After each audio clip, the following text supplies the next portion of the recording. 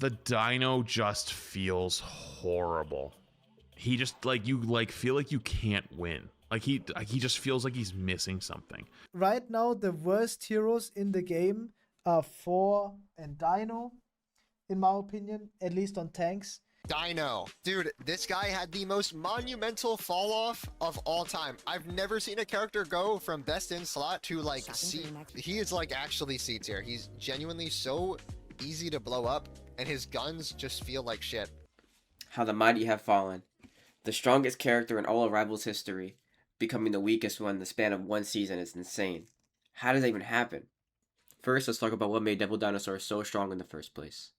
In Season 8, Devil Dinosaur released to Marvel Rivals, with him being known as the strongest and most unhealthy character to ever release. His skill floor and skill ceiling were very low, meaning that anybody in any rank could use him at full capacity. Whether it was bronze, silver, gold, GM, top 500, the skill expression of the character was very low, meaning that everybody in all these ranks were playing the character very, very similarly.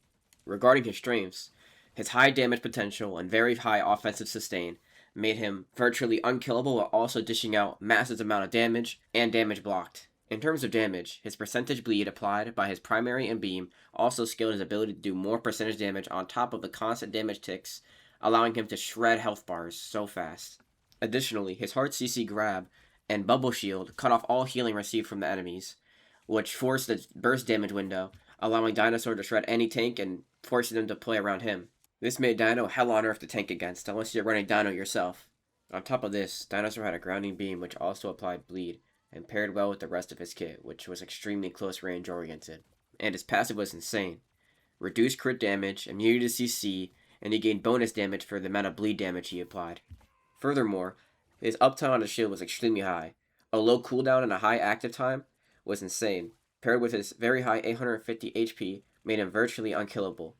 All these tools combined made him the strongest tank in the game, allowing him to control space so dominantly that he was at a pick or ban in Season 8 of Marvel Rivals. This led Dinosaur to have a 56.13% win rate, 19.71% pick rate, and 30.70% ban rate in Season 8 in all ranks. While in Celestial and above, Dinosaur had a 62.37% win rate, 10.37% pick rate, and a 31.09% ban rate. This meant that Dinosaur was a menace in both low elo, high elo, and mid elo. So, how did the best character in Rivals turn into one of the worst in its role? Well, the answer is balance. In the Season 8.5 patch notes, with the release of Cyclops, Dinosaur had 3 nerfs. One is the removal of his knockdown effect or his grounding effect on his impact beam. 2 is the increase of his barrier cooldown from 10 seconds to 12 seconds. And third is the reduction in his percentile damage per second of bleed from 3% to 1.5%. The impact of these nerfs are shown through the removal of his grounding effect on his beam, which weakened his trace into flying characters like Ultron, Angela, and Iron Man, and also weakened the poke and anti-dive presence that he had. The increase in his bubble cooldown by 2 seconds significantly lowered his shield uptime, resulting in Dino to either choose whether to use it on holding space or punishing enemies when he grabs. I believe that this is a much needed change, as it allowed for higher skill players to determine which usage of bubble was worth the cooldown at that time. Dino's most significant nerf was to his bleed effect, lowering both his damage output and self-sustainability gained from his passive.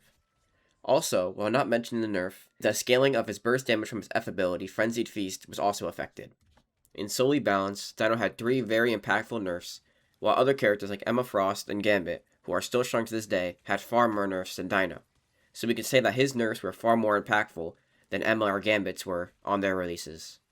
In Season 8.5, he saw a sharp decline in every statistic: 49.45% win rate, 8.97% pick rate, and 12.75% ban rate in all ranks.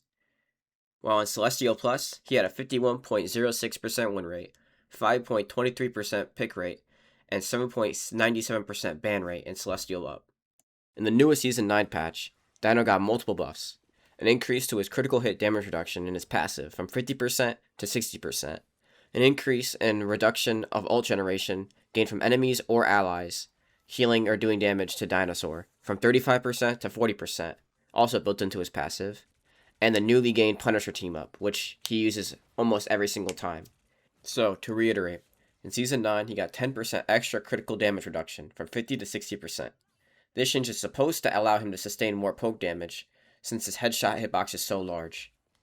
On top of that, the reduction of ultimate generated off of him by 5% can be both a negative and a positive, depending on who the target is.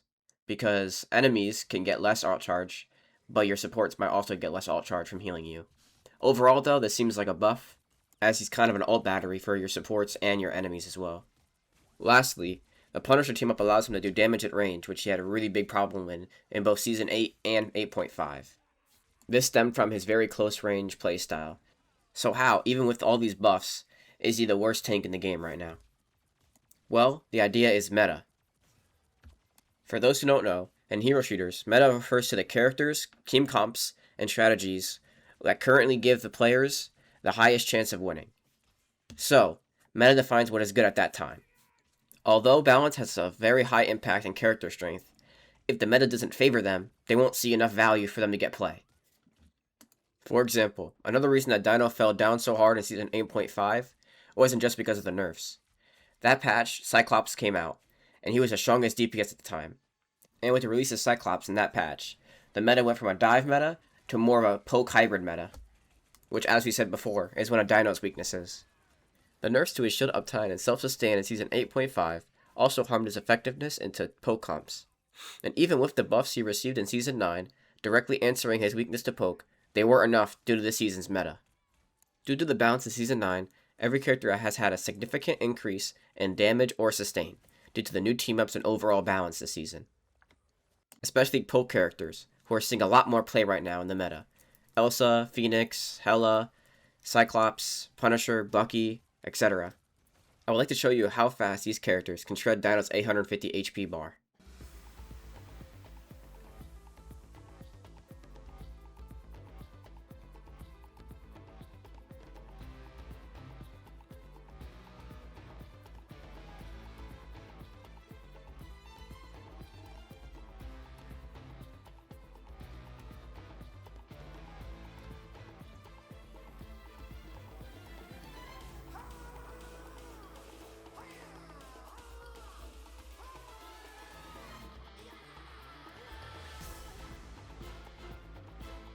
Surely by now you can already tell that Devil Dinosaur isn't the only character that's gone through these problems.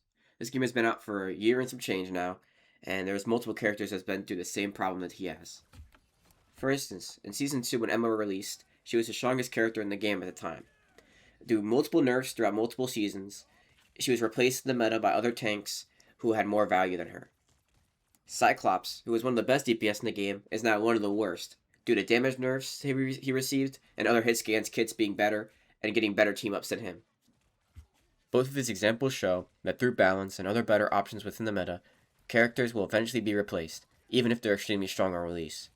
This is the focal point as to why Devil Dinosaur is currently devil dog shit. And then there's Gambit, the exception, who's been the best character since his release. This is due to the balance not touching the core of his kit that makes him strong, even with multiple nerfs. And the reason that he hasn't left the meta is due to his uniqueness. He's the only character that gives as many resources as he does. The anti-heal, the group healing, the anti-dive cooldowns, the movement ability, while also having the best offensive utility ultimate in the game, by far. So, how does Devil Dinosaur differ from Gambit? Well, Devil Dinosaur isn't very unique, as other tanks before him had the same exact utility as Dino. The difference was Dino had very high damage and survivability due to his passive and high shield uptime. So, when that got nerfed, he no longer stood out amongst the rest of the off-tanks. All in all, the reason that Devil Dinosaur is devil dogshit right now is because even with his buffs in Season 9, the impacts of his nerf in Season 8.5 had a lasting effect on his damage and survivability. In addition to the hostility of the current meta, and the increase of damage across the board has never helped Dino in any way.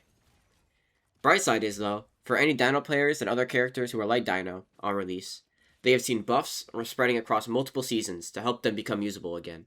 And once the meta becomes less hostile to Dino, leaning more towards melee and dive again, I'm sure that he's going to become one of the most oppressive tanks again. I would like to talk about the entire point of this video. Using Devil Dinosaur and other characters as examples, I wanted to demonstrate how balance and meta are intertwined and how strong certain heroes are. This explains how certain heroes like Blade and Iron Man have been considered weak for a long time, even with buffs spreading out across multiple seasons. Hopefully I taught you something meaningful about Marvel Rivals and hero shooters in general. If you're interested in taking the next step towards becoming a better Marvel Rivals player, feel free to book a coaching session with me at Metafy or Fiverr. Currently, I have a promo code for a free 30-minute trial session. If you're interested, check the description on how to claim a free session. If you enjoyed the video, make sure you leave a like and subscribe for even more content. Thank you.